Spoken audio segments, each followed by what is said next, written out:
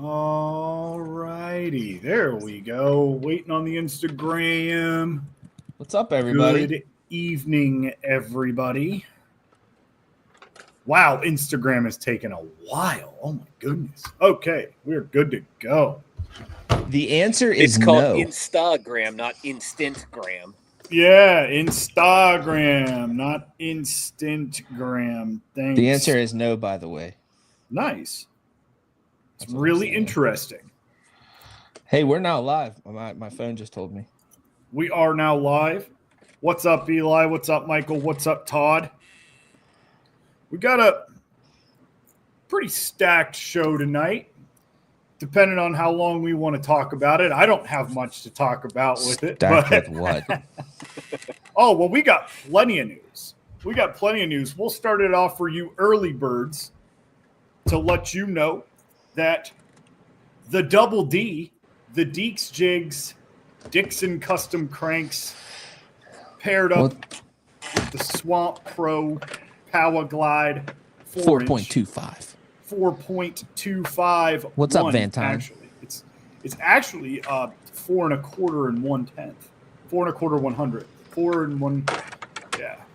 Natural But, state. What's going on, bub? These are $11.99 plus Worth $5.99. every penny. And as a perfect pairing, it's $15 and some change. So you save are- money buying the perfect pairing. Guys, Yep. listen, I keep putting You these get- perfect pairings up. Why don't we just... If you guys aren't going to buy them, I'm going to stop doing it. I mean, if you guys aren't going to buy them, I'm just What's gonna up, buy Danny? them How you myself. doing? What's up, Armando? Show you. If you Who's that guys don't handsome buy devil? them, I will. Because Who's that handsome devil in the September box? I tried to leave some of those deeks for you. Yeah, for you did a everybody terrible else, job. too. I'm not done yet. Oh, I know. I just got a little starter pack. You know. So if we go to the Dark Horse Tackle What's up, website Javi? here, go to the bait shop, we'll hit perfect pairings. Got 4 of them up there now. $15.09. Gets you a Deeks Dixon bladed jig with a Swamp Pro Power Glide 4 1/4. You got 5 colors of the bladed jig, 5 colors of the Power Glide. We've also got, for anybody that wants to be pen pals with us, a special 10% off your first order. Hey, want to sign up? That the thumb on that hand That's yours. is my thumb. The rest of it is not mine. Yeah. It's weird. I Frankensteined it. Yeah. And but yeah, we got 25 different options available.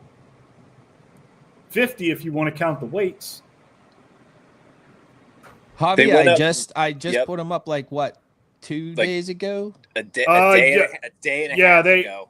They got put up they got put up Wednesday. We'll call it Wednesday because somebody was up way too late the other night. Hey, guess what? I'm going What? back to the Allegheny next weekend for the Jigs and Big slot tournament. All of you need to That'd get be a yourselves great into that. tournament. That'd be a great spot to do that. I'm going up. I'm floating with the other double D in our lives, Dan Darrington. Dan's great, dude. Yeah, man.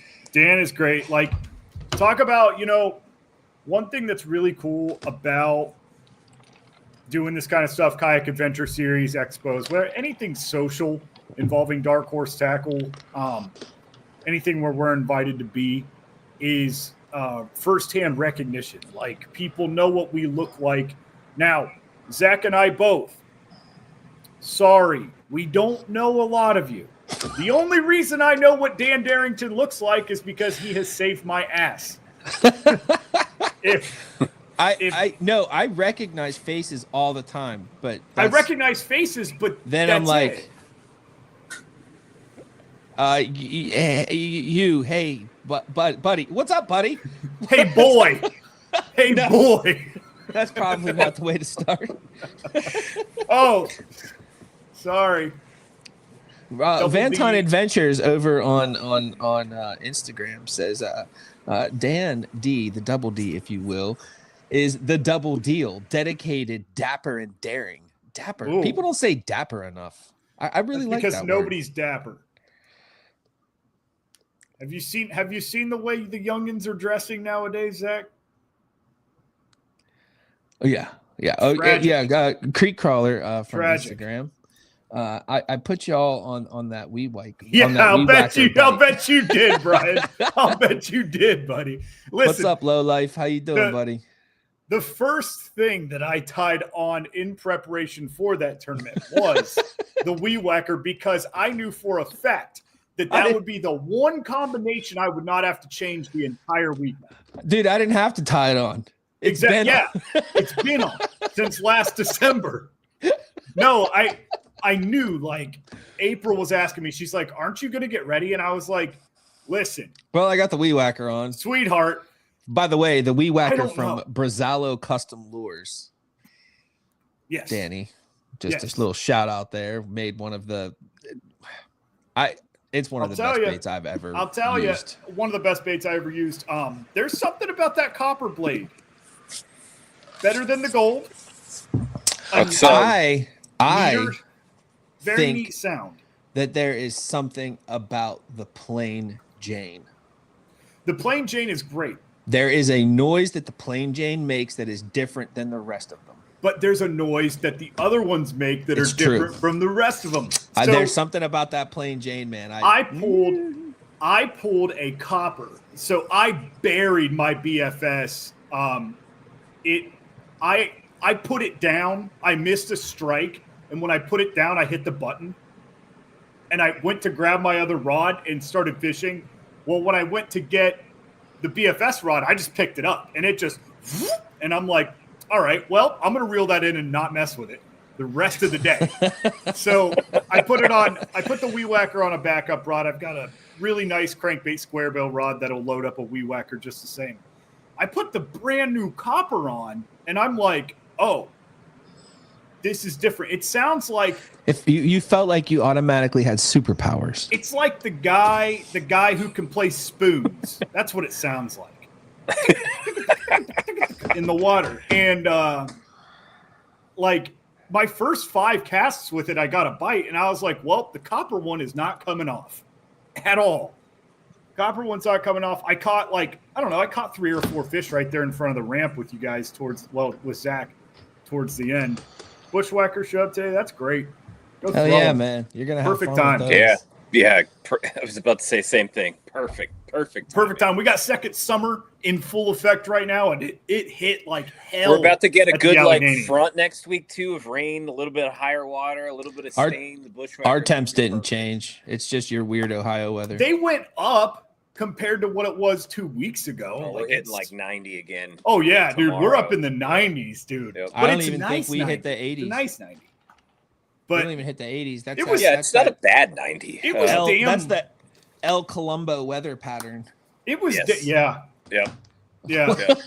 It's where like an hour, not even an hour, 30 minutes northwest of Columbus, like there's 6 inches of snow, but instead in Columbus, it's 55 degrees and raining. Yeah. Like that's Columbus. But the weird thing is that the temperature doesn't come east, but your rain always comes east. It's 9 times out of 10, if you get rain, it comes straight through to Pittsburgh. But the temps don't. It skips us, though. Skips Columbus. Breaks up, goes around us, reforms on the east side. Yep. It's a thing that I watch it. So I live like almost at the most southern point in Columbus. And I'll watch it on the graph coming straight to me like the Titanic at an iceberg. And then it just goes like this. Every time. Does that happen all the time, buddy? Like, is that something that happens once a year or what? I'm curious because, like, if not, like, is that from people not cleaning their boats? Or I guess you're on the Hudson. Did toxic it just algae blooms are a thing. They'll spawn some nasty stuff, and it's not necessarily that it does. I'm not going to sit here and say it doesn't kill the fish because it does. Michael Bradley, are you catching fish on the Hudson? What do they look like? Yeah, honestly. Like that's gotta be an industry's like you catch them, they come out and they're like yelling at you. Yeah, like eating a piece of pizza. Well, not only that, but those like, fish are the reason fish grips were invented. Yeah, like they're breathing a sigh of relief because the air's cleaner out of than the water. Woo! All right, I'm ready. Send me back. You guys remember Seinfeld when Kramer was swimming in the Hudson? No? Yes. Yeah. Yeah. Anyways. So we all love when celebrities lose relevancy, so they just decide to do something stupid. No, he did it on the show. Yeah, that too. It was Sorry. I was talking about another thing you did. Well, I was not throwing the weed whacker on the Allegheny. By the way, this is in case you guys didn't know, this is we're recapping. This is the Kayak Allegheny Adventure Series, Allegheny Adventure. I was throwing the greenfish tackle double buzz because Brian was throwing the weed whacker. So I was like, well, I love the way you had that thing rigged up, dude. Dude, with the G-Rat Slim Swim, like if you saw my thing the other day, like you talk about confidence in what comes in the Dark Horse tackle boxes. That box was handed to me Thursday. Yep. After practice. I had no chance to fish any of those baits until Friday tournament time. And of my 4 rods, I think I had something out of the September box on 3 of them.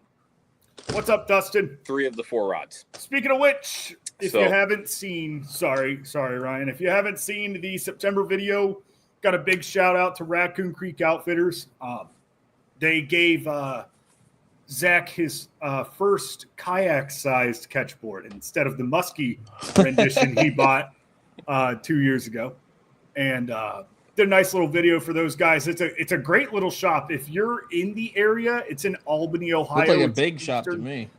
It's insane. Like you pull up, it's a barn, and you're in the right place. I promise. You're in the right place. Everything's inside.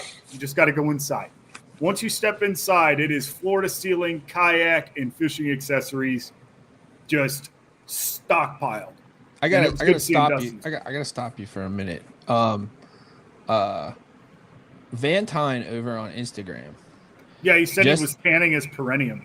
Well, he also said that Tamarack and Tionesta Lake got a no contact order as of yesterday from the DEP. I don't know what that means. So I think you're not supposed to go swimming or touch it. Yeah, so Van Tyne, come over with the cool kids on YouTube and tell us a little bit about that, man. Anyways, go ahead. And while you work your way over there, Michael Bradley, if it's new to you and it's not affecting the fish, the only times I've fished toxic algae blooms, they move shallow like it's muddy. They get the hell away from it. Well, no, I don't know. Like it's all up, it's everywhere. You can't get away from it. But the issue for reason, I think it's just stained to them, so they just move into that. A lot of reasons they call the algae toxic is because depending on the depth too. I'm not going to say in the Hudson River because that's a very big body of water. Let's say Tionesta Lake is a smaller lake, which I would imagine it is. I think it is. Pennsylvania's got a lot of small lakes. We were fishing right next to it. It dumps right into the damn Allegheny. So when the water does not gain any more water for a certain amount of time, and the fluctuation is nothing but down, that water is pretty much considered stagnant and still. Like it's just slowly dying off. Van Tyne, I mean, doesn't Tionesta Lake dump right into the Allegheny? So is there a no contact in the Allegheny as well? No, dude. You got to think about what's dumping into the Allegheny. Tionesta's the least of your worries. Not up there. Not up there. That's true. That's true. You're not. Hey, that river is so clean up there. You can eat a Domino's pizza right out of it. You can.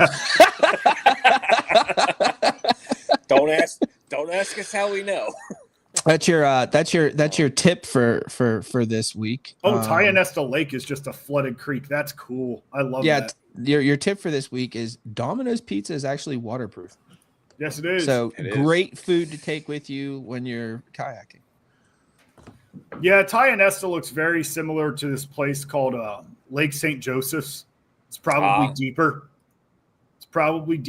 But definitely, it's definitely deeper. But it looks like its max depth is like 20-something feet. Oh, it's 45. Okay. So hey, you got mountains up there. It's bound. Yeah. Yep. But there's also a lot of shallow water. So like you got to think it's probably sitting like this and then kind of like this and then like this again.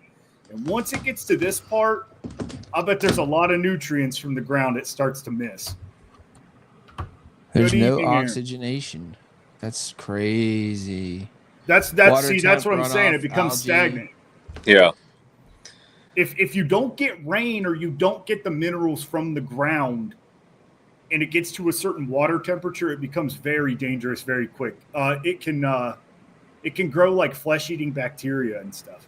Neat. Oh, yeah. Oh, that fun stuff. Mm-hmm. So, for all you people up in where we just had the Allegheny Adventures, beware. However, rain is coming, like a week's worth of it. Good. We need it. Yeah. I'm excited. The fish need it. I'm excited because I'll be. We need the oxygenation. Yeah, I'll be going up there. Deal with the clear water fish. So back on the tracks. Real quick, it is September 18th. No. We're still. The sun is down. The sun is down. It's 80 degrees. Wow. Like, dude, do you remember that one night we went? Like some of the nights we've gone night fishing in September. Like it gets cold. It gets down to like 56 degrees. Bernie's River stick owner.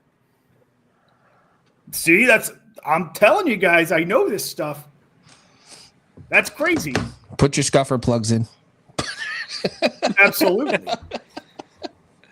If the water's not flowing, there's a problem, especially in a river. Like if it's not moving, dude, you're probably not near any fish either. But so anyways, how do we want to approach this recap of first of all, I'll tell you what. First of all, I'll start it off. Franklin, PA, and the two ladies over there with the tourism department at Franklin, PA did such a fantastic job working with Drew to make Broodstock 2 Allegheny Adventure one of, if not the best Kayak Adventure Series event I've ever been to. It was my favorite. The opening ceremonies were a freaking blast. It was like an outdoor party. And the closing ceremonies were a blast. The after party was a blast. I mean, they just really did it up right. And when we went to the closing ceremonies, if you looked across the street, what they actually had set up for all the families and stuff, man, that like it looked like a theme park. Yeah, it was awesome. It looked like a theme park over there, man. Like, they really Franklin did a fantastic job, like, which tells me that, like, guys, they want our business. They want us to be there. I will 100% be back. Like, I'm already I got home. I told Cassie all about it. I was like, we're gonna go there. Like, we're gonna go for one of their things on our own. I'll fish a day. We'll just explore the area. They're doing. I was talking to the one lady. I can't remember her name. I apologize. But I was talking to the one lady. Maybe it was Erin. Anyways, she's probably watching. For sure. They're doing. What's up, Saint Nick? They are doing a 200-mile float on the Allegheny. That's insane. From like Warren to something, and it's gonna be like a ton of freaking people doing it. I think it's happening next year. I might go do that. You might go float 200 miles. Yeah, man. I'm sure it's over the course of a couple days. Yeah. Okay. I'll win that race. Is it a race? I'll win. I'll pack on. What's going on, Nick?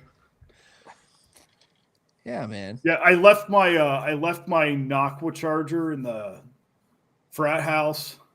Is that? Oh, you didn't. So it's gone. You don't have it.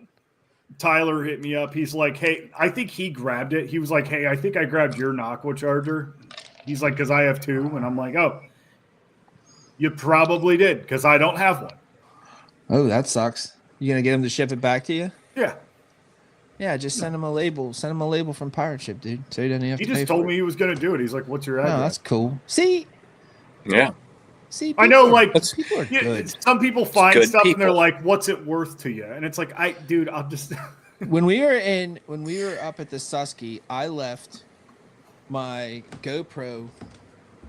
I left my GoPro box on the hood of the truck for like 10 hours in the parking lot at the boat ramp with a $500 solid state drive, 4 terabyte drive, DJI Osmo Action 4, blah, blah, blah, blah, blah, all kinds of other stuff. Left it right on the hood of the truck. Guess where it was when I came back? That's awesome. Right on. It was right on the hood of the truck. Because if anybody wanted to steal something, they probably looked in that case and said, "I don't know what any of exactly." That is exact. You know how many times that thing got touched? 50. You know how many times if you would have left your people were licking it bike on the hood of your truck, gone. But my catalytic converter was also still on my truck. So. Yeah. Hey. Yeah, you leave that thing at a Hoover ramp, dude. It's gone in 15 minutes. So, anyways, yeah. So big props to Franklin. I personally, this is the first real, and no offense to other tournaments I've participated in, but this is the first real tournament I've ever participated in that I took seriously, and I'm kind of a little hooked. I kind of loved it. All you gotta do is remember to make the fish face left up and put your identifier in the picture. Yeah. Or put the right number on the identifier card. That's also important. Yeah. Right code is very important. And hey, we all make mistakes. Do you know if I'd have landed the big one I lost and put my identifier on the first fish I caught, I'd have been in the top 10. You think so? Yes. I know so. I did the math. Did you? Yep. So that 23 entry you lost. It was at least 20. That's all I'm saying. It was at least 20. No, I lost it, John. And that's what I counted it as when I did my math. It was. I did not. Did I lose? I lost some like 18s. No, like giant. I did see one in that river though that like gave me like. The hair on the back of my neck went up. Like I had like the Muskegon flashback and I was like, that fish is probably 22 inches. Like it was huge. So like the Alleghenies, it's a good river. I like it a lot. It's a fish factory, dude. Well, it's the thing. Like I like the Susky. I like so many other places, but for whatever reason, like of all the places I've been now, it's like, that place, like I don't know what it is about the Allegheny, but it's just like it's got great scenery. It's got great scenery. It's not overwhelming. I think maybe that's what it is. Like you're not really out there, but you feel like you're out there. And honestly, like for the weekends that we've fished it, leading up to it, like it's not choked with boat traffic. You're not right. You don't have 900 guide services running it like the Susky, There's a few rogue jet boats, but yeah. It's a very linear way of fishing too, and it's fast, which is fun. Well, what I mean by that is it's like, a lazy river. Yes, if you get to a spot and you look 40 yards to your left, and you're like, oh man, I really want to get there. You can get there. Yeah. Like it flows, but it's not going to kill you. Yeah. Right. In either paddling or, whitewater. There's only one rapid that really does suck, and that's the one. One we tried to paddle up? The one we always try to paddle up, dude. It's so stupid and it's so pointless and it's such a waste of energy, but we're going to do it. Well, no, the trick is, and I don't know why I didn't think of this. Oh, not the one we started at. That was dangerous just because you couldn't see anything. That one, what the trick to that one is you paddle straight the freak across, get out of your boat, and walk up. Now, that only works when the river is low, but that's how I did. And I don't know why I didn't remember. That's what I remember, Ryan, where the replenishing fish hole. Yeah. By that, yeah. Yep. Yeah. I missed a lot of good spots where, dude, I didn't have anything to get to them. Like, I tried. That's awesome, Liminal. Good. Sorry. But I tried. Like I'd be sitting and I'd kind of look over my boat and I'd see like a 17, 18 incher. And I'm like, okay, I'm going to go past him. And then I'm going to turn around and throw a jig at him. And I'd throw the jig and I'd make 2 hops and then it's mushy because it's caught in weeds. And I'm like, okay, try to throw something finessey at him. Same deal. Like trying to keep that bait in a certain water column, work it a certain way, still getting caught up. Just the smallest piece of grass was messing everything up. And it was more frustrating to try to do that than it was just to be like, okay, big fish, I got to move on. Were you throwing your straight braid on everything? Nope. Should have been. Nope. I wasn't throwing straight braid on everything, but what I was throwing straight braid on was finesse, and I couldn't cut through it. Really? I had 0 issues, even on the little medium. Like I'd give it a hard snap, and well, I did a couple hard snaps that scared the fish, and it didn't clear my bait. Like a couple hard snaps, you'd see some brown flashes go, and I'm like, oh, cool. So there was a chance. There was. That's awesome. They were looking at it. Yeah, I switched up. I had the Bitters little swimmer on, and I got a little bait to test from Interceptor, little Ned bait. Just a might see that this winter. It's a wrecking ball bait. It's the size of my pinky, and there's a big ball on the end. Like it's just a little stick worm. And I was just kind of shaking that in the middle of the water column, and I might have liked that out there because I started throwing the Texas rig, dude. It's killer. Yeah, that's how I like to throw them. I like to throw them on that VMC rugby head because that's just my favorite little Ned killer little bait. Especially in the rivers, just because that head shape. I was actually punching with it the other day. Like Zach sent me a care package. So this makes me wonder. Like, did you guys notice that like there was a pretty hefty shift at one point in the like throughout the day where it was like you went like from full like fall feed mode back to summer. Just which locked day? in. Which day? Second Saturday especially. Yep, Saturday was like the morning time. Felt more active. I didn't have that experience. I don't know if it was the location, but the first 3/4 of my day was the first 3/4 of my day was like summertime fishing, all of it. I had to go natural and slow. Yeah, it wasn't like it wasn't like the fast water summertime patterns, but it was that like low clear. They don't want to go hide for much. Go hide. Yeah, they were really tucked into shade tight lines to cover, as they say. And yep. I will never, ever again not have faith in drifting baits. Oh yeah, letting the bait move with the current. It's one of the best. It is the most natural way to present baits in current. Yep. I lost my train of thought there. I know. Just well, it's kind of what I wanted to talk about, like that decision making process, because at some point, like you have to make that call, right? Of like, okay, things there. It's like I'm not getting slammed on the buzzbait anymore. Do I put it away? Do I pick something else up? What do I do?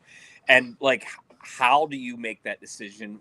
When do you make that decision? Yep. And what factors help you make that decision? Because I know the answers for me in my experience, but like I kind of wanted to like round table this one because it's such a subjective thing. Okay, so like topwater just has been my thing from damn near day one of me fishing. I'm pretty good at it. But I have come to realize if I go like, an hour or two and the fish go from hitting it and getting it to missing it, it's time to put it away. Yeah. Yep. That's definitely my gauge for it also. And I mean, but Brian and I were both throwing buzz baits. We were doing the same float and he was locked with the weed whacker. And I don't blame him because I saw what he was catching on it. Like, if I was doing the same thing, I wouldn't put it down either. But what I did notice, and what he was conveying to me, because so like Kayak Adventure Series, you're allowed to talk to your partner if you can communicate without your phone, right? Earshot. So you have to be together. No technology unless it costs $3,600. But even in practice, like he was definitely having some short strikes on it, but it was just fish, grabbing at the tail of the trailer and things like that. And I was like, you know what? I'm going to throw a buzzbait because that's what I want to throw. That's what I can throw in this grass that's floating down the river. But I'm going to throw the double buzz because I can move it a hair slower than the weed whacker. And I think that'll help. He was definitely out fishing me. I think more bites on the weed whacker. And I think it was the sheer speed, that pure reaction. Yes. Not only that, but you can really throw that thing.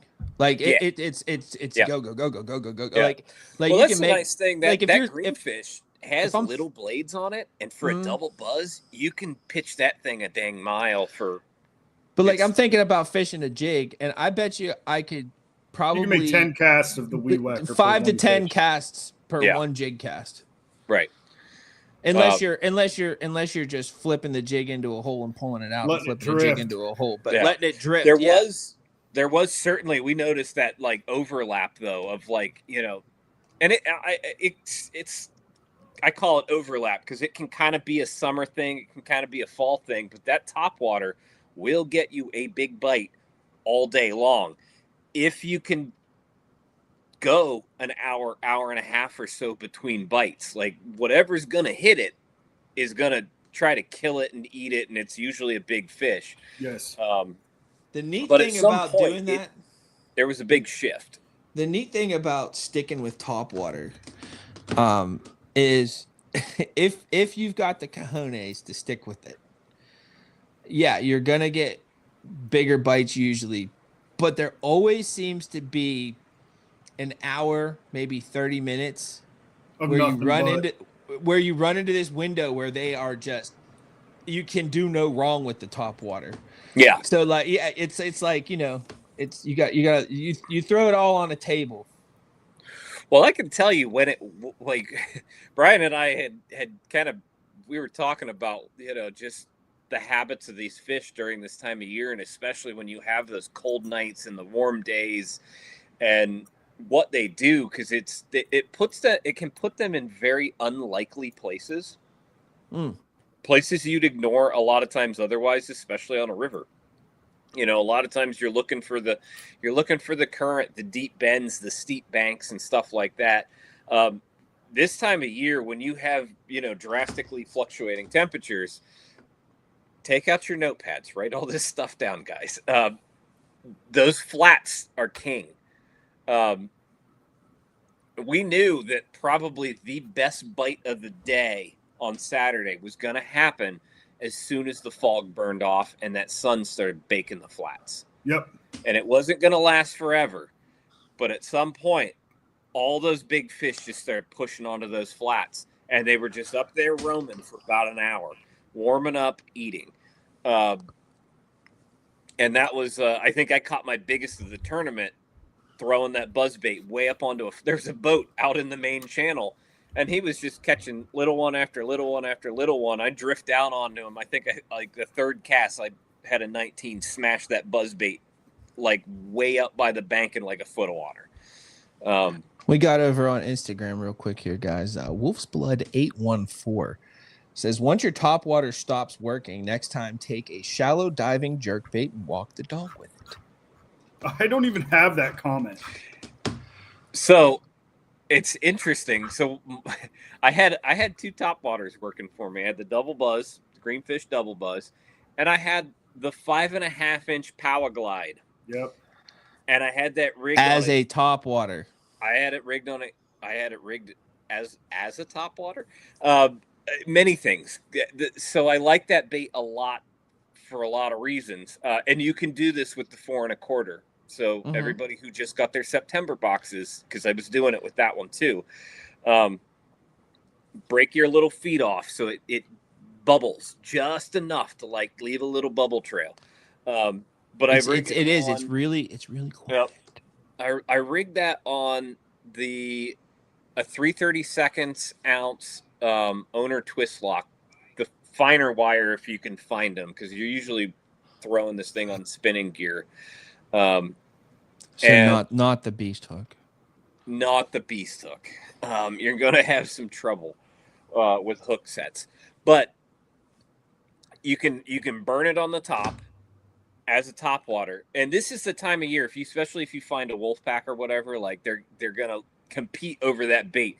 And smallmouth especially, they're just so notorious for this. Like when they come in there, they all just, I swear, like if I could I wish I could have a camera underwater, because I swear they all just run into each other. And that video where you were like, there they are, and it was like one hit right after the other. That was pretty badass, man. Yeah, pretty badass. So that's why they were missing it, because they all ran at it at the same time. They all collide. And then Ryan had a rod in his hand, one between his knees, one clenched in his butt cheeks. Yeah. I was trying to catch a few out of there. He was just spinning. Hang on, for the record, it was not using. No, I know you. I know you. It was. It's on. But you're allowed to use 2, and I tried. It's on video. So we're good. Tried. Yeah. Hey, that's why you got to work your glutes, man. You got. The only reason I do squats is to hold a rod between my cheeks. But and crack walnuts. They miss it, that power glide, it's a hybrid bait. It's a swim bait. It's a fluke. It's a top water. It does so many things for you, but it twitches really well. So when they would miss it, I would kill it, and I would just start twitching it, or I would slow swim it just under the surface, and they would start crush it. And like they'd come back around and they crush it. So there's definitely, and again, you can do that with the 4 1/4. Yep. Like I throw the 5. 5.5, that's mostly a tournament decision, because it's attracting a bigger bite. Like that's, I had 0 issues doing it with the 4, but I was definitely weeding out some of the rats with the bigger one. So that's the only reason I do it with the bigger one. But and both of them are phenomenal bladed jig trailers, both sizes. Yeah. So for me on Friday, it was all weed whacker, all of it. Except for the one that I didn't put the code with. That one I caught on the pillhead goby combo. And then Saturday, how big was that fish? 18 1/4. Big ones eat it. On Saturday, for me, it was pretty much all the pillhead goby combo until the last hour, and then I caught fish on a perfect pairing we actually have in the store, which is the Picasso Titanium Pro spinnerbait. I was using I forget what the name of it is, but it's pink, and red blue pearl, I believe is what it's called, and the pink Vixen shad as a trailer. And just running weed lines with that. Just a little hint, but like, I don't know how smallmouth actually see the color pink, but they don't like it. Not at all. They want to kill it. They want to kill it. Pink, white, and black. Yep. You want to catch smallies? Pink, white, and black. Yep. I say the same thing about purple. There's something about pink and purple that I don't know how they see that color, but for some reason, anywhere I go, they really just, if they're keyed on bait fish in particular, like they really just, those 2 colors stand out as like putting a lot of fish in the boat. I'm not a big color person, but there's something about pink and purple. Pink. Yeah, we love purple. They don't like bright. I was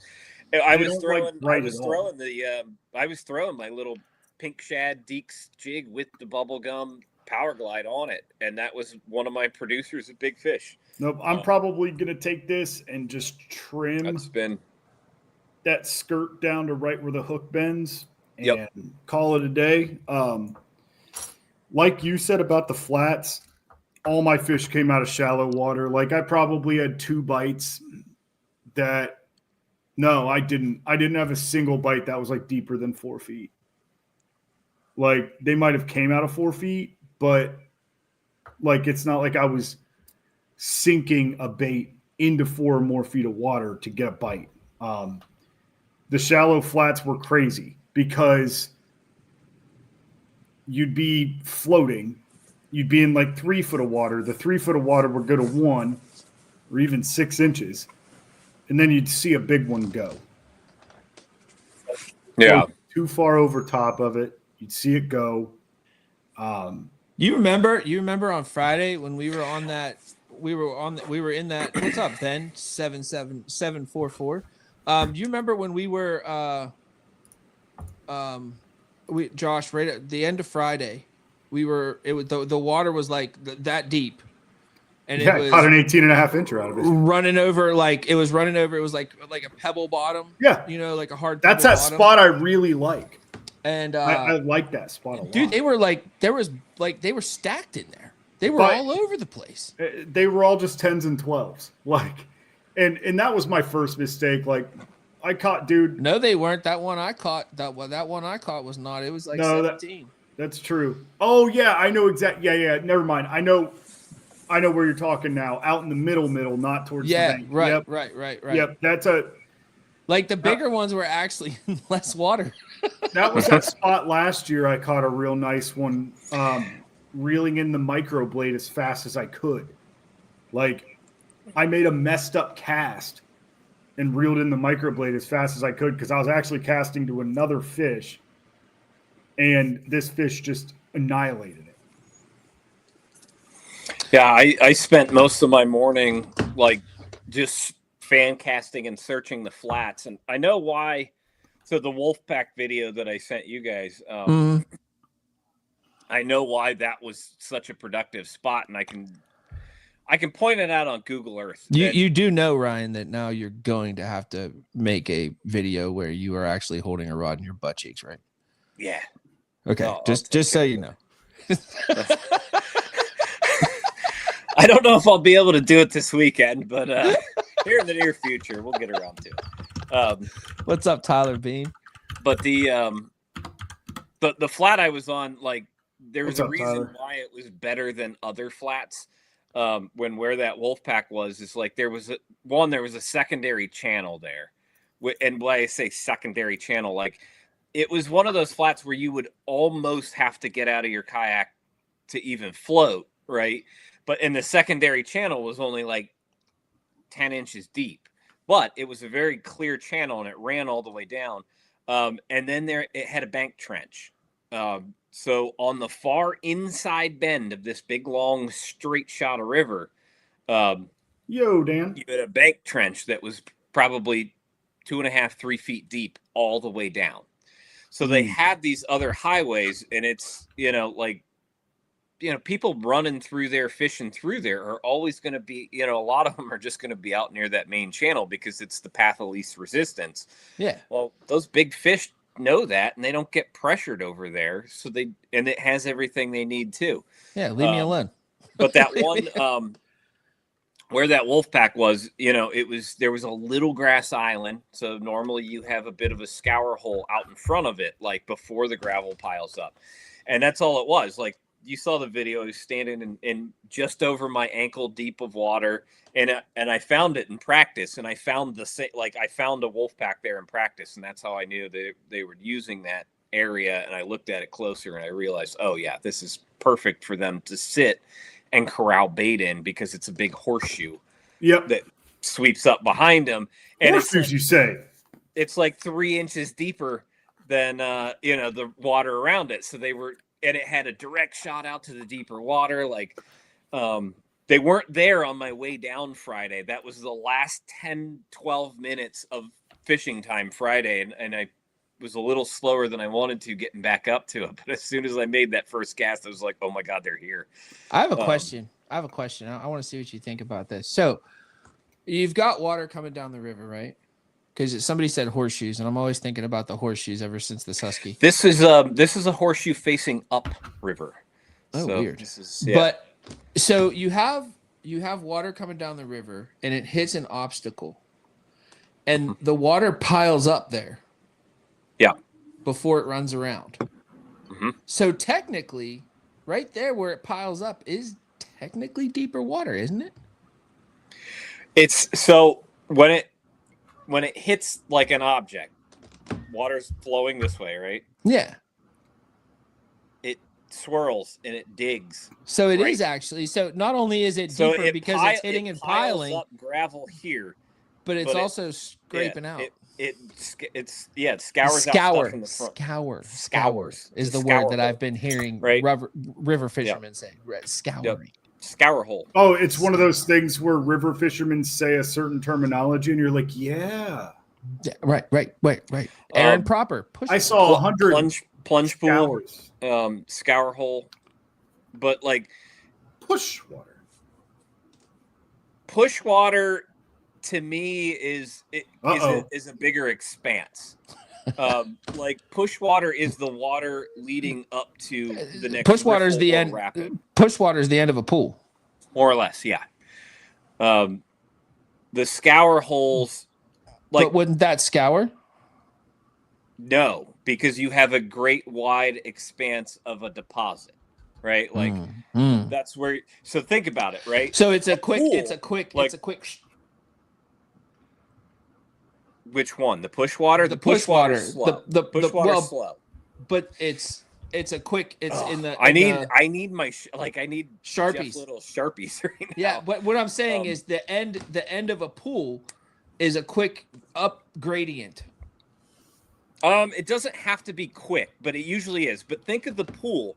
The pool is an enlarged scour hole, right? It's there for the same reason. I wish you had rubber ducky floaties on while you're saying pool all the time. Think about the pool.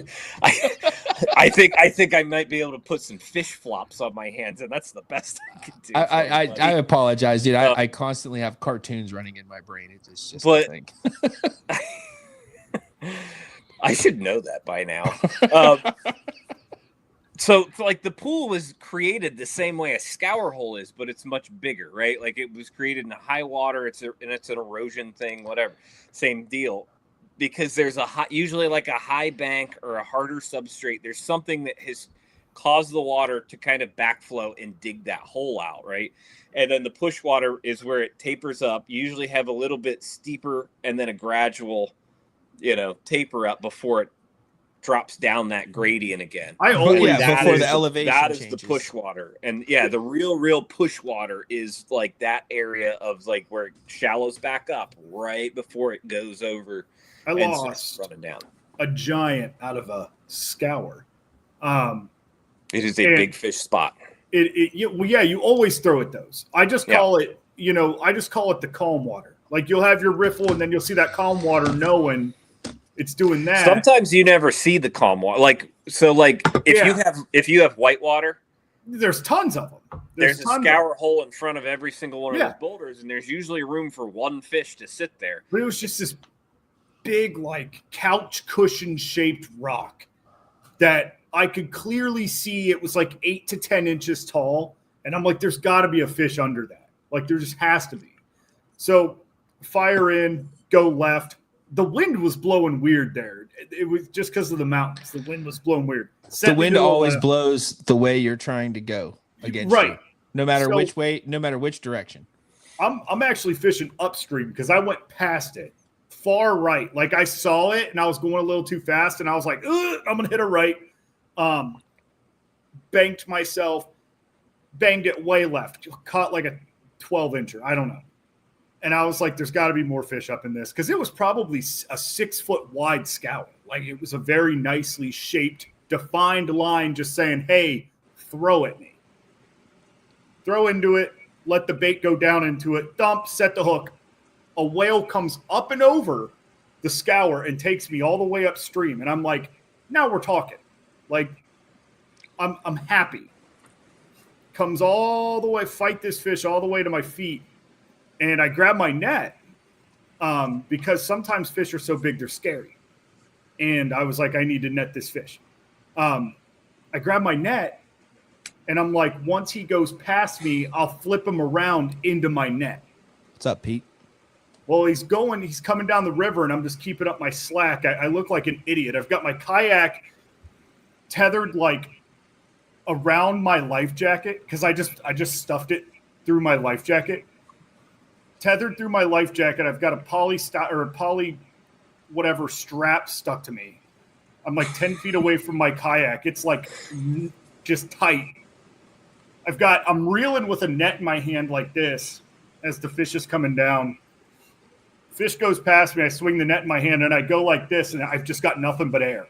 And I look down, the bait's at my feet, and he's just swimming off. Like it's like he came to me. It just like he held the trailer all the way to you, just out. Just said, watch this, guys. And dude, that's that big fish, that giant that I lost. That's how it was. He waited until I saw him and I fought him like he was never gonna come off, right? Yep. Fought him, pulling hard, horsing him, no big deal, until he sees me just long enough to see me and look at me and go. So I thought I bet my hook. I thought I bet my hook flat. I was like, oh, I probably flattened my hook because I did the same. Dude, I'm throwing 15, 20 pound straight braid on an open hook bait. You bet your ass I am going to battle. Like, I'm not going to sit here and let my drag out and go, okay, let's play the fish. No, you're coming to me. Do you think with that setup with the straight braid open hook, like, did you just rip too big of a hole and it just? Boop, I barely actually, like, I probably did, but like, I did not. When I do throw straight braid, I don't set the hook hard unless I'm flipping. You just kind of lean in. I lean into it. And when the second I leaned in, man, he turned on, dude. Like, it was funny. Like, it just maybe he ripped the hole bigger than I'm sure he probably. So, I know Brian lost a big one, like right at the boat, same thing, trying to net it. I kind of experimented this year, and I kind of ended up fishing the whole year without a net. And I don't feel like I cost myself anything. I could have kicked the fish onto the bank if I will say though, if you do like fishing with a net, get one of the broken twigs because they're seriously the best nets that exist. They're the last net you'll ever buy. And those hockey sticks are like sticky. Yeah, they don't make your hand sticky. It's not like accidentally putting. But you ain't letting go. Leftover jelly that your kid rubbed all over. Leftover jelly, dude. Why? Hold on. But man, it doesn't slip. You said something. I gotta stop. Why are kids and certain people just sticky? Everywhere they go, they leave sticky. They sit at your counter, they leave sticky. They touch something, it's sticky. Why? Why are you sticky? Dude. Stop it. Wash your hands. Do something. There's 3 sinks in this house, kid. Just use one of them. My oldest boy, Isaac, it didn't matter what that kid did in the kitchen. He could pour himself a glass of water. He'd come out sticky. And there's something sticky left behind. Yeah. I don't understand it. Anyways, I digress. Sorry. There's a thing. Why are you sticky? No, I don't know. It's a thing, man. But no, I think I would have landed that fish had I actually played it a little better.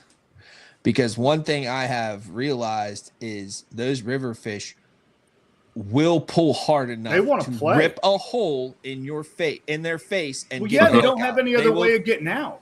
They will just do it. They will just dog you and either break your rod or rip the hook out of their face, and that's exactly what that big fish did. He was like, "Nope." Yeah, like they don't have hands, so you got to think like that's why catfish roll. Catfish roll because they're just like. I'm probably whatever they are stuck in, they're probably big enough to break out of it by rolling. So and that's why smallmouth do. I really believe rewatching the video because when he came off, it was a hard pull. I probably should have had my thumb bar engaged and had my thumb on the spool. Let him go a little? And let him go a little. Really? Let him get it out of his system because if I would have done that, the hook would have still been in his face. And he wouldn't have pulled it off. Because he was not like I was not going I did horse and it wasn't happening. Like it wasn't happening. I was not in control. Like I just wasn't. I was not in control. He was in control. He was pulling my kayak. Yes. 100%. 100%. There's just times though where you don't have the luxury of thinking that way. Like the fish See.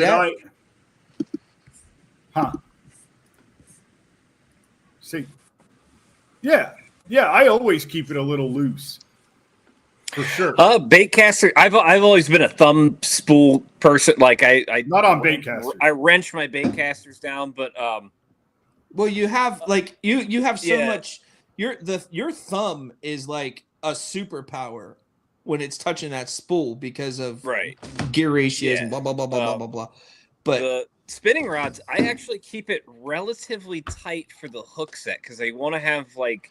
And then you adjust. A lot of times I'm using the spinning rod to just like bomb stuff, like light stuff way out there, and I need the extra just pull to get a good hook set. But I do loosen it up. So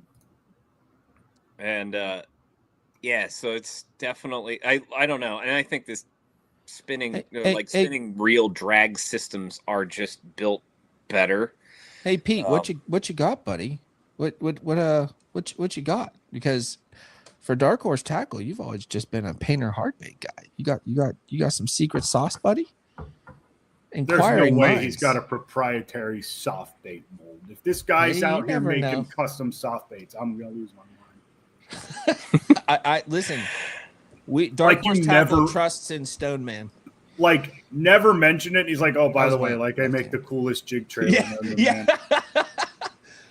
Speaking of which, I do want to say that my favorite trailer for the Weed Whacker is no longer in stock. Gone forever. At Dark Horse Tackle, and as far as I know, will tell you what, unattainable. Brian and I discovered that the G-Rat Slim Swim, you got to get her real straight. Thin swim. Thin swim. Thin swim. I'm watching you say it, and it's hurting my brain. Thin swim. You're like flailing. Thin swim. You're glitching over there, or I am. I don't know. Probably me.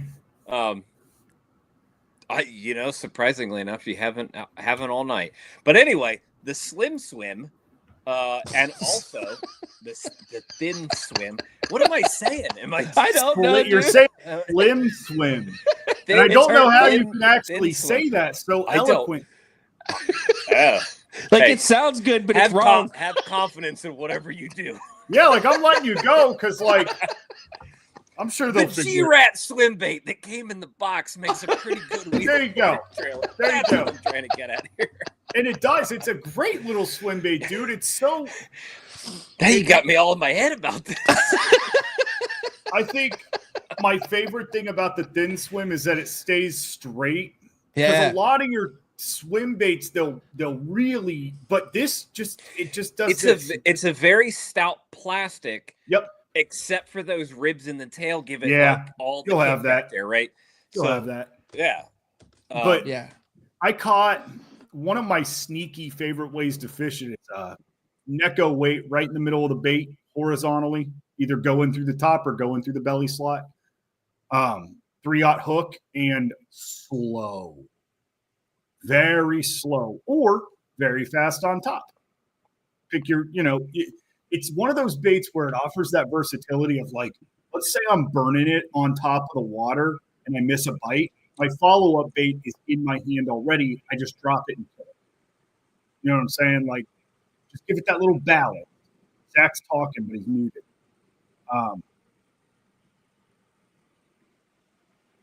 He realizes he's back. So you were saying.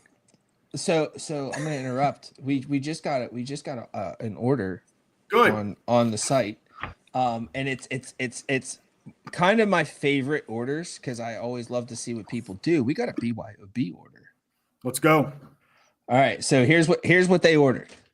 They ordered a pack of Jig Masters Perfected Swim Bait sleds. Wild order, actually. They ordered a pack of Perfected Swim Bait sled heads in 3/8 ounce from Jig Masters. They got themselves a copper Weed Whacker buzzbait.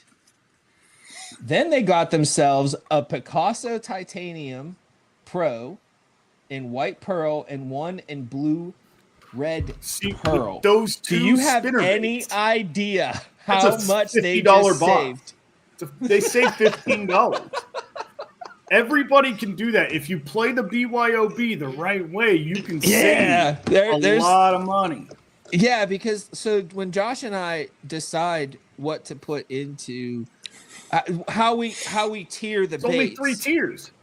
There's only 3 tiers, and like sometimes we look at a bait and we're like, it's a tier 2, or it's a tier 3. When really the tier 3 probably it should have been a tier 2 if you go by price. But when it's $17.99.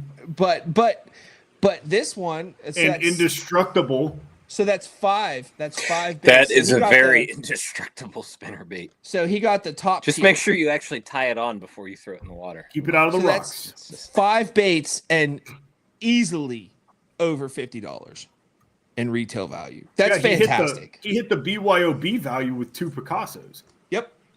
Off fantastic, fantastic, dude.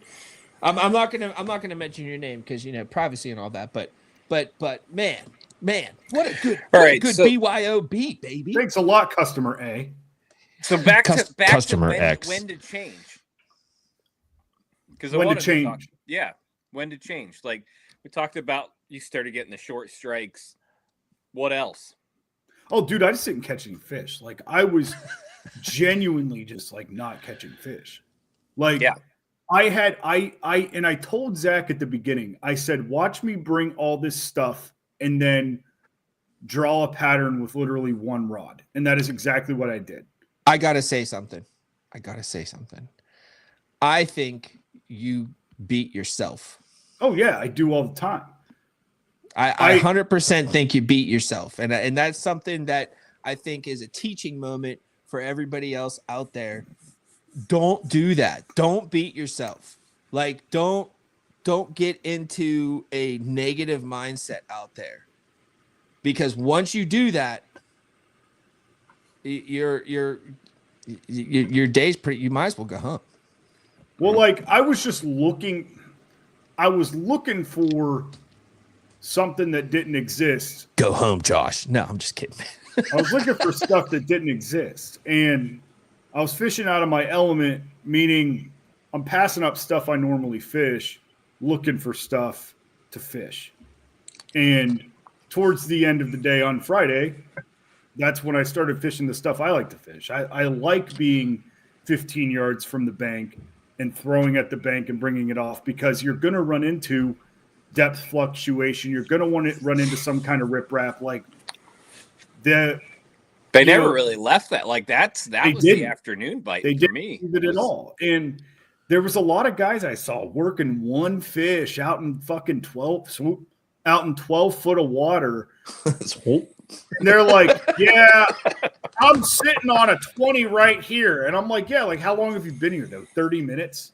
Like, you might, one thing I did learn is the deeper fish in those rivers, they're not active. You can get them to bite. They're not active.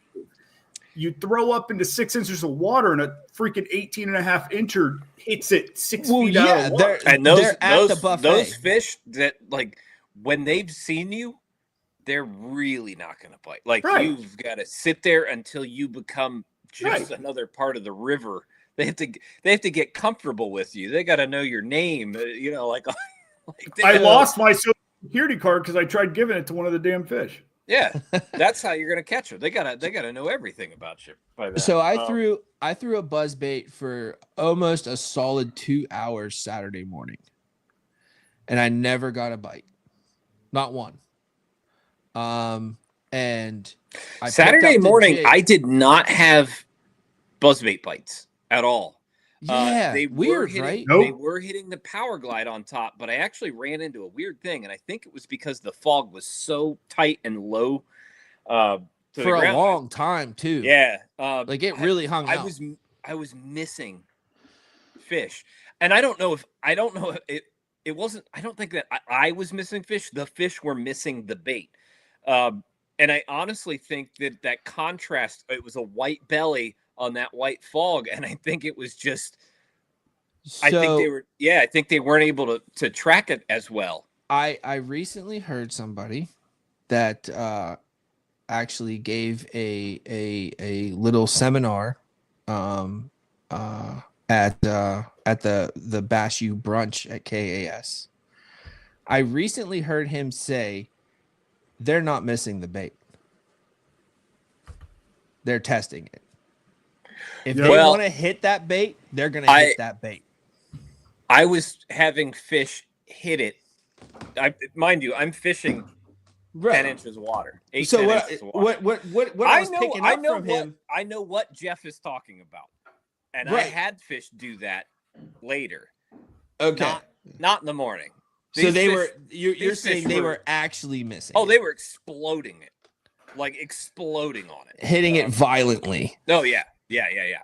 So this was either but the thing is like, and if they miss it, I always just kill it and I twitch it or slow swim it, and they weren't coming back around for it.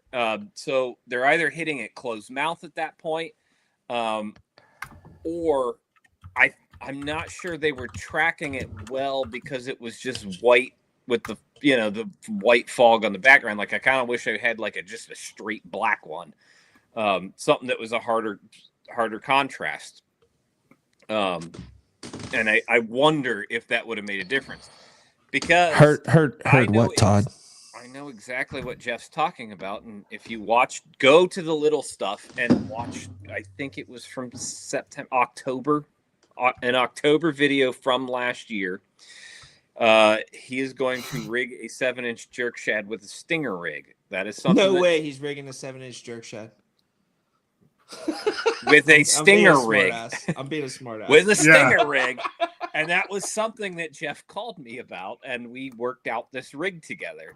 And specifically, he was having a lot of fish come up, and they were just biting the tail of the bait. They were just testing it. And we came up with a little rig, and he shows you how to do it in the video. Oh, I remember that. I watched that. And it quadrupled his hookups. I will say this. Quadrupled. I will say this, and this is straight from Jeff Little. So I spent like 2 weeks while I was working, doing dark horse tackle work, doing handyman work, whatever, with my AirPods in kind of in the background. So I'm like only half paying attention, right? But I spent that whole time listening to little videos the whole time. And the things that stuck out to me the most was watch the bubbles. Watch the bubbles, watch the bubbles, watch the bubbles. And I am telling you guys right now, that is just so freaking key. Because the bubbles will tell you what the water is doing when you can't see what the water is doing. And it tells you what's going on. And now I actually know why this one spot where I keep catching big fish, why I'm catching big fish there, because I happened to look over there and I saw some bubbles where I don't usually see bubbles, and I saw some bubbles and I saw what they were doing, and goodness gracious, there was a big, long, slow eddy right up again a very wide part of the river that's moving fast. Like, what a better spot, right? Like, what a better spot. You had like half the river moving quick, like real quick. And then there was a big fat weed edge that was causing this big, long, slow eddy. And I got to see it. I was catching fish there a couple of times on prior trips, and I never knew why. I was just drifting a jig. Well, the end of my cast just happened to be that grass line. Oh, there you go. You got a grass edge and an eddy. Yep. Yep. It's neat stuff, but definitely paying attention to those bubbles and what they're doing.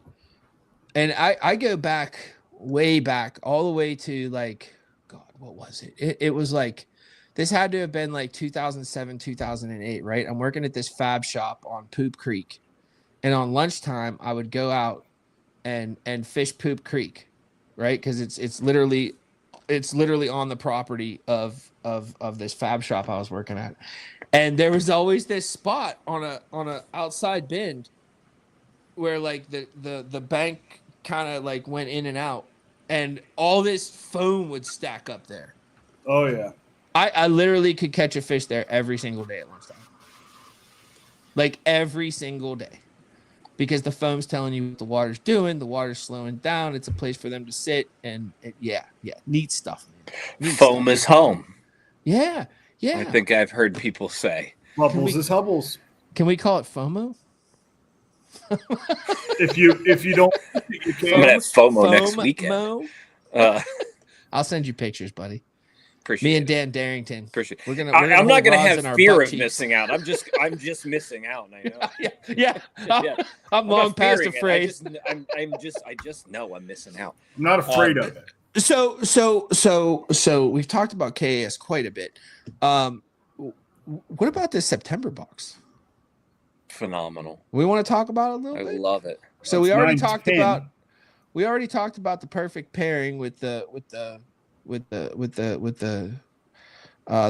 Deeks, the double D bladed jig, and the 4 1/4 Power Glide from Swamp Pro. I only brought this down with me just because I wanted to tell people it's online.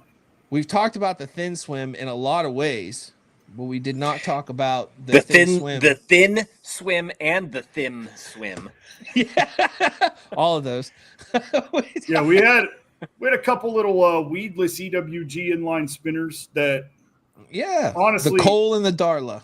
If you're, it's a great little river bait if your water's not too fast, because that water will blow those things out. But if you can kind of drift it, if you can kind of drift it, not necessarily I'll tell you what, water, but this time of year when they do push up on those flats are a lot slower water. Yes, they are. Can really get away with it.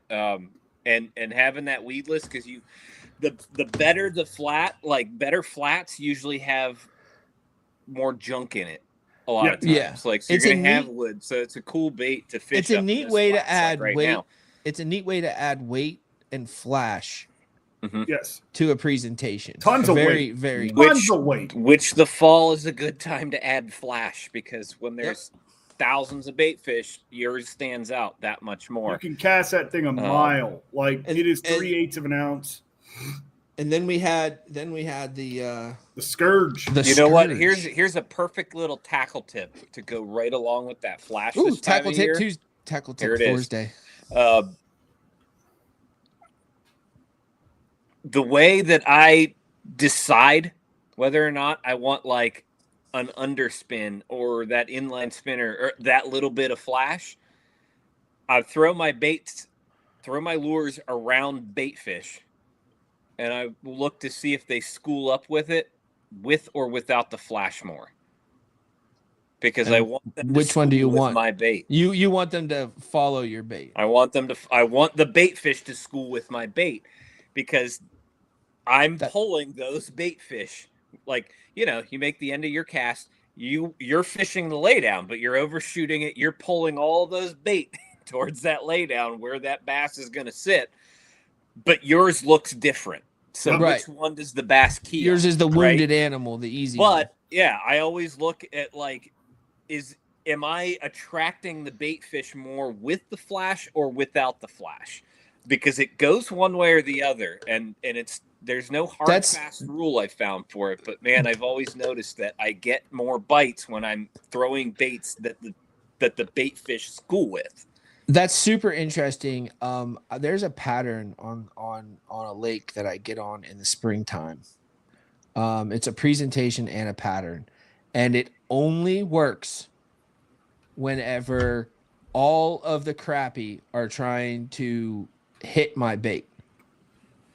The more crappie that hit my bait, the more I keep throwing in that same spot, because eventually a big old largie is going to smash it.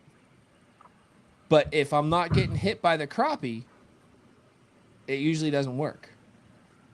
So that's kind of in line with what you're saying. Like you're pulling, like you're creating chaos.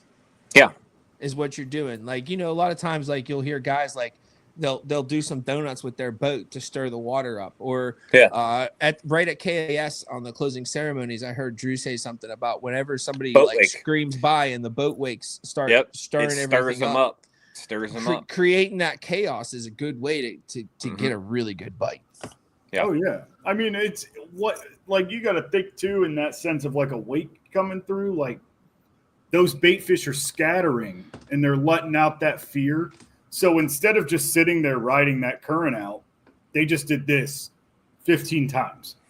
So every predator in the vicinity is like, oh shit! Hang on, what? Yeah. What's going on? Ooh, I gotta eat. And that's where this scourge, this crankbait, is big on. It's like a deeper diving square bill, lots of roll, lots of wiggle. I'm excited to fish that. I haven't had the opportunity. Wiggle. I haven't been in a place where I could fish it. I'm not going to bottom that thing out in a 4-foot deep river the whole day. But so I think I might hit a little local lake. Do we have some of those for boxes? For boxes? Yeah. Yeah, I've got a whole pile of them, man. I'll tell you what. In a box next month. I'm gonna next. Anybody that buys orders. Yeah. So I've probably got like 15 of these. I've got 15 of these. Ryan, I owe you one. I have 15 of these. So the next people to order Wicked Weights from darkhorsetackle.com, I'm gonna throw one of these big old Wicked Weight stickers in there for you. And just in case you didn't know, which I've seen one or two people take advantage of it.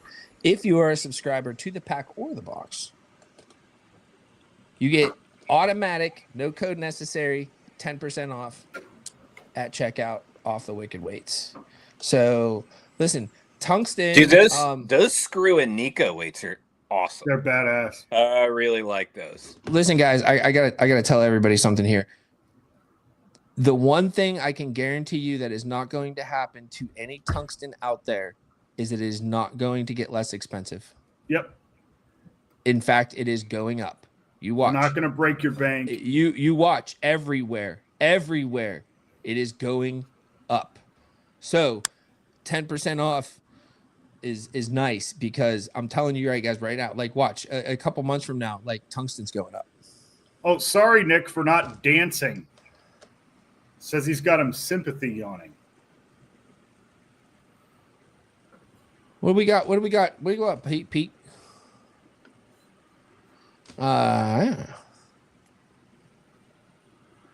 Well, nice. Hey, that's okay. You got to do what you got to do, buddy. And you're a dark horse tackle boy, so you can say whatever you want on here. Also, Todd, for Dark Horse stickers, that'll probably be more of an expo time thing. Todd, you want a Dark Horse sticker? I'll put one. And if you've got, if Zach's got him, he'll probably. I've got him, buddy. I'll put one in there for you. You want a big one, or do you want like ones to put on your your Thursday mug or your cup or your phone? There's little ones. Yeah, I've got little ones and big ones. So you let me know. Yeah, put them on the fence of your bump board. You got my number. You got my number, Todd. Tell me what you want. I'll put one in your October box. Should probably just start selling stickers. We should probably just make stickers like Aggressively Average Anglers does. You know, come up with our little fun phrases. Little foo stuff. I don't things know. that nobody will understand. I like stickers, but I don't understand stickers. People like stickers, man. People really love stickers. Everybody needs one for their kayak. I will bring one with me on Saturday, the 27th of September, which is the date of the Jigs and Bigs slot limit tournament. I encourage all of you to get in on the Jigs and Bigs slot limit tournament. Oh, I'm able to fish and come take my money. I still haven't. Come try to take Dan's money. Ryan can't find places with fish that are smaller than 17 inches, so he's not going to fish that tournament. I need a whole lot of 16s. That's what you need, right? Like, dude. I figure the river's like the perfect place, right? I mean, it just depends. Either that, we haven't gotten any rain, dude. Either that or I'm guaranteeing my 20, right? Right, exactly. So I'm either going to do well. I mean, the conditions are lining up for you to just catch. They are, boy. Boy, are they lining up. Boy, are they lining up. I want to get in on this white bass bite. That's what I want to do. What, the wipers? Yeah. I'm telling you, bro, October, Lake Arthur. I want to go break some things. Dude, October, Lake Arthur. I've been thinking about. Weirdly, I've been thinking about it too. Like I kind of want to go down to Green Lawn with a couple of ARs just for protection from the people that live there. The campers. I don't know. I put in there sometimes. They're all right. Yeah. You just toss the carp up on the bank and and you're good. Yeah. They'll crawl out. Yeah. Pete, I'm curious. Why you shutting down? Just curious. Yes, Double D. That was, I'm gonna call you that from now on. I hope you're okay with that, but I like it. Double D. I'm gonna call everything Double D recently, and your name is Daniel Darrington, so you're Double D. The Double D. But no, really. So like in October, there's like 2 weeks where the stripers run up the creek arms. And at a certain time, I don't know what happens, but so there's always ospreys in Lake Arthur, right? All over the place, all the time. They're dive bombing all the time. But at a certain time in October, the ospreys disappear. They're gone. And they are replaced with Arctic terns. All right? They look like seagulls, but they're not. Yeah. They're Arctic terns. And they come in, and then all of a sudden there's no ospreys and there's Arctic terns. Once you start seeing those Arctic terns, it's coming quick. And then all of a sudden you'll be fishing, blah, blah, blah, whatever. And then you'll start to see these Arctic terns. First there'll be 1, then 2, then 3, and they're just kind of circling. And then you look down and the water starts to boil. And then all of a sudden it's just commotion and chaos, and it literally lasts for like 2 weeks. Yep. And these stripers are just smashing everything. Like they're smashing everything. They're in 5 foot of water and they are annihilating everything. All they see is blood. That is it. Yep. And it is a fantastic time, dude. I've caught them. I've caught them on topwater baits. I've caught them on. They're angry fish too, man. They're fun. Fight, dude. They just dog you. They just dog you. They just don't care. They just fight, man. Like that, I know. So we need one of those. Like at some point, we need to just get like a really good like pencil popper, like topwater in one of these boxes. Yeah, like the Vixen, buddy. Or the right walker. The right walker, sorry. No. Oh, like a stick bait. Yeah, like the saltwater, like the big butt, heavy ass, like the ones that you can walk the dog, but they're better off just absolutely tearing across the surface. Yeah. So you can go. So I'm gonna call Bill from Naqua, and I'm gonna get him to make me a Naqua spotlight, and nice. I'm gonna cut like a striper fish silhouette in it, and whenever they start running, I'm gonna shine it up in the sky, and I expect you guys to come running. Yeah. And then I will. Done. My dad pulled me out of school once to go white bass fishing at Hoover. Like you're saying white bass. Do you mean wipers? I mean actual white bass on Hoover, but there are some wipers in Hoover. They just come in, but I mean wipers and white bass, hybrids and white bass. They all kind of hang out together. Daniel Cook, you know what? You just answered my question for me. I came home today. I had a few hours, and I ended up just kind of staring at the ceiling. Because I couldn't make up my mind on which bait to add to the site next. I will add the right walker to the site. Just so you can buy another one. That's how much we don't feed it. Don't feed it to a tree. They will eat baits. They love them. No, I love the running fish. The fish that run. Have you seen the guys? I see them all the time. especially in popular local lakes around Pittsburgh, because there ain't that many. But they wait until fall when all the leaves fall off the trees, and they go around these lakes because these lakes will have a path around them. You know what I mean? Like it's a thing. You know what I mean? There's a path around the lake. You know, people walk around it, but they wait till the leaves come off the trees, and then they go there with all these crazy instruments and like extract all the lures from the trees. Yep. Yep. I do it in the winter. That's crazy, man. When the water's really, really low, I just walk the bridges. That's actually not a bad idea for a potential YouTuber or anybody listening that wants a good idea. We've covered an awesome perfect pairing. It's up on the website. It's live. An awesome perfect kayak adventure. An awesome perfect kayak adventure. Guys, I'm serious. How to go find lures for free in the wintertime. Yeah. Listen, I'm white bass dead and serious. wiper fishing. The Kayak Adventure Series the Kayak Adventure Series is an experience. It's not just a tournament. It really is awesome, and I highly encourage all of you to get your butts out there next year. They're going to a lot of really cool places. Indiana, Wisconsin, Tennessee, Virginia, Florida, Pennsylvania. Yeah, Florida. Yeah. I don't count that one because I cannot. Yeah. And Tennessee. Yeah. Tennessee. Cool. The one I'm most excited about is Virginia and the New River because I'm gonna do that. Yeah. Some kid caught a 23-incher somewhere in that playing field this year. So, I just like the thought of the New River because that river is wild. Dude, that area of Virginia, though, like if you look at, I'm sure there's lakes in play too. There's like sleeper little lakes all over that kind of mountainy area of Virginia. So don't count like.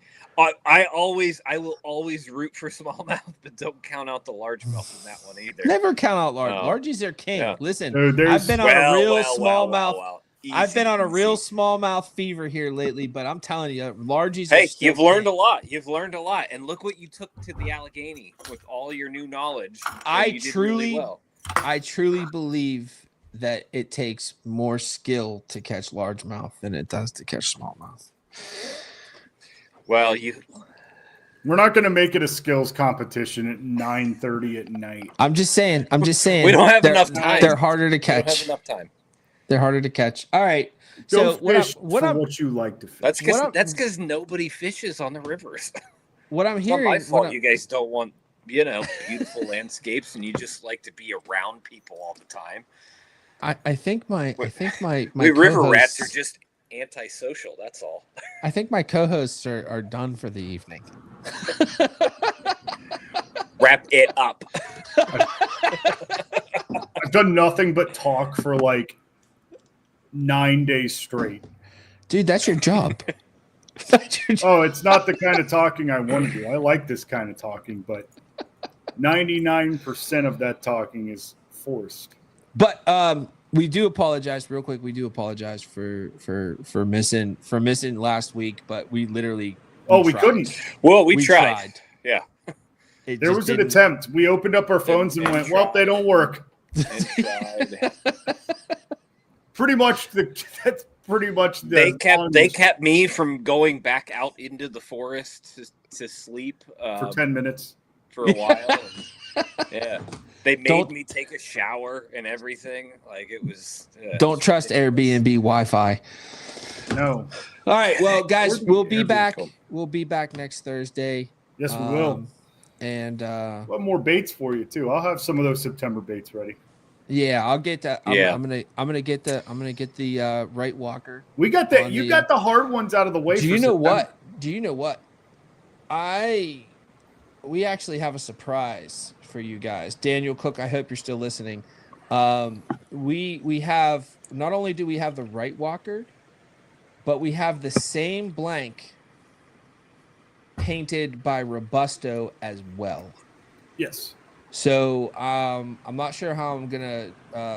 I'm not sure about the nomenclature that I'm gonna use on that, but no, you'll there you're gonna have that blank. You're gonna have the option of 2 different painters on that blank when I get them up on the site. Good stuff. Thank you guys. Love you very much. Our customers are the greatest. Yes, they are. Have a good week. So is our fan base. You know, just people that enjoy our company and want us to be around. Thank you.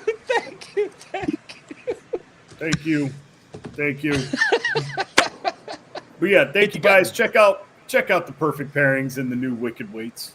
And, perfect pairings. Guys, should I keep making the perfect pairings? Do you guys want them? You should. Do you guys want them? Let me know. All right, but Josh. I love them. All right, guys. We'll see you next Thursday. Be safe. Have fun. Catch fish. Thursday. Send us pictures, would you? Yeah. Say, oh, you know what?